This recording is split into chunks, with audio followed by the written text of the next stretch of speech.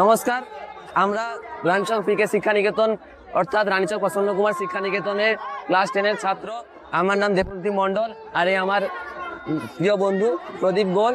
আমরা দুজনে মিলে এখানে একটা প্রজেক্ট তৈরি করেছি, যেটা বৈজ্ঞানিকভাবে নির্ভর করেছে অনেকটা।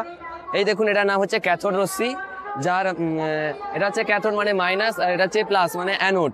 মূলত ক্যাথোড থেকে অ্যানোডের দিকে যায়, তাই এর নাম হচ্ছে ক্যাথোড রশ্মি।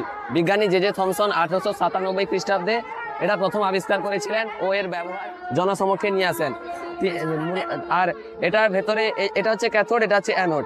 যেহেতু এই ক্যাথোড দেখুন তৈরি করছি, এই দেখুন এটা হচ্ছে ক্যাথোড, এটা অ্যানোড, আর এটা যে যাচ্ছে এগুলো সব ইলেকট্রন।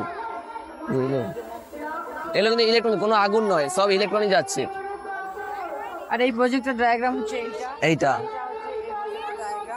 আগেকার যুগে যখন কোনো বিদ্যুৎ ছিল কিন্তু আধুনিক টেকনোলজি ছিল না, তখন এটা ব্যবহার করা হতো টেলিভিশনে, এলসিডিতে। মূলত বৈদ্যুতিক তরঙ্গ এটা ছায়াছবি হিসেবে তৈরি করতো। আর বর্তমান যুগে এক্স রে মেশিনে এটা ব্যবহার করা হয়। এইভাবে নয়, একটু আধুনিকভাবে ব্যবহার করা হয়। মূলত থমসন যিনি আগে তৈরি করেছিলেন এইভাবেই তৈরি করেছিলেন। আর এর মধ্যে উচ্চ বিভব পার্থক্য আছে, মানে তড়িতের যে এটা অনেক বেশি, আর ভেতরে যে চাপটা বায়ুর চাপ অনেক কমানো হচ্ছে, সাধারণ অ্যাটমসফিয়ার থেকে অনেক কম, মাইনাসের দিকে চলে যাচ্ছে। এইভাবে তৈরি হচ্ছে এটা। প্রচুর হাই ভোল্টেজ আছে, 400 কিলোভোল্ট প্রায়।